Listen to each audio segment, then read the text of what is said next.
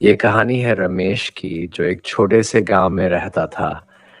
रमेश एक साधारण किसान था, लेकिन उसकी आदतें उसे बाकी किसानों से अलग बनाती थी। वह बहुत आलसी और लापरवाह था। हमेशा यही कहता, अरे कल कर लेंगे, अभी तो बहुत समय है।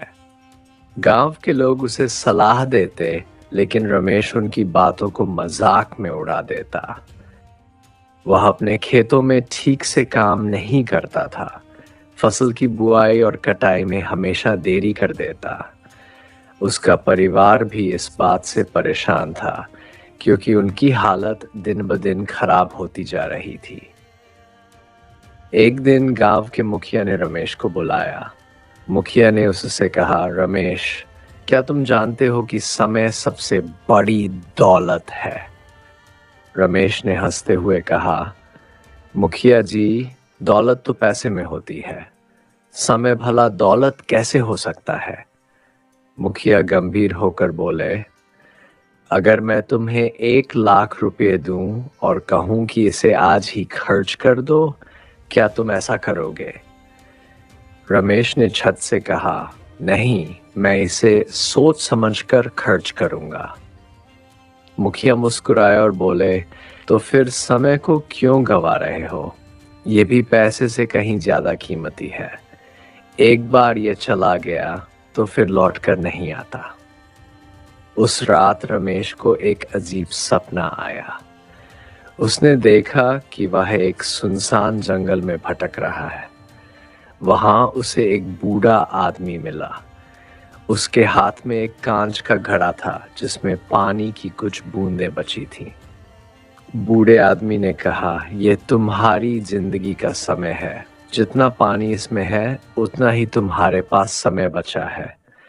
हर बूंद के गिरने के साथ तुम्हारा जीवन खत्म हो रहा है। रमेश डर गया और पूछा, क्या इसे भरने का कोई तरीका है?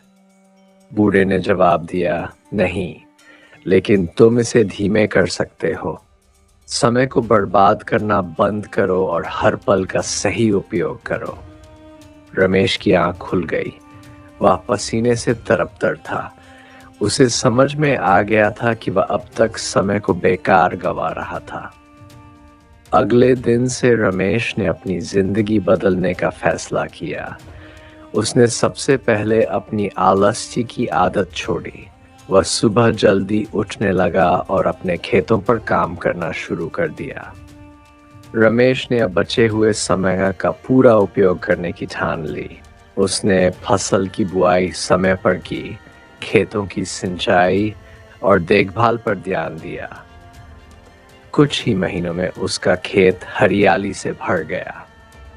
1 साल बाद रमेश की फसल गांव में सबसे अच्छी हुई। उसने न केवल अपने परिवार का पेट भरा, बल्कि बाकी गांव वालों की भी मदद की। रमेश अब गांव का सबसे सफल किसान बन चुका था। मुखिया ने गांव की सभा में रमेश को बुलाया और सभी के सामने कहा, रमेश, आज तुम गांव के युवाओं के लिए प्रेरणा बन गए हो।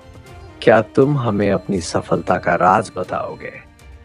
रमेश ने कहा, मेरी सफलता का राज बस इतना है कि मैंने समय की कीमत समझ ली। पहले मैं हर काम को टालता था, लेकिन अब मैं हर पल का सही उपयोग करता हूँ।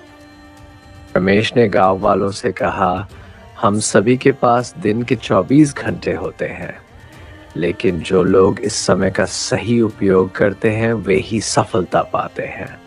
समय को बर्बाद करना अपने सपनों को बर्बाद करने के समान है। उसकी बातें सुनकर सभी ने ठान लिया कि वे भी अब समय को व्यर्थ नहीं गवाएंगे। रमेश की कहानी पूरे गांव में फैल गई। लोग उसे सलाह लेने आने लगे और उसकी तरह समय का सदुपयोग करने लगे। कुछ सीखने लायक बातें। पहला, प्राथमिकता तय करें। सबसे जरूरी काम पहले करें। आलस्य और टालमटोल सफलता के सबसे बड़े दुश्मन हैं। दूसरा, हर पल कीमती है। जो काम आज कर सकते हो, उसे कल पर मत टालो। तीसरा, जीवन का संतुलन बनाएं। काम और आराम के बीच सही संतुलन बनाएं। चौथा का निवेश करें। समय का सही उपयोग करना ही जीवन में सबसे बड़ा निवेश है। समय किसी का इंतजार नहीं करता। ये बहता पानी है जो अगर बह जाए तो वापस नहीं आता। इस कहानी से हमें ये सीखने को मिलता है कि समय की कद्र करने वाले लोग ही जिंदगी में आगे बढ़ते हैं। अंतिम संदेश, हर पल को जियो जैसे ये आखिरी हो। समय की कीमत समझो, क्योंकि यही तुम्हें तुम्हारे सपनों तक पहुंचाएगा।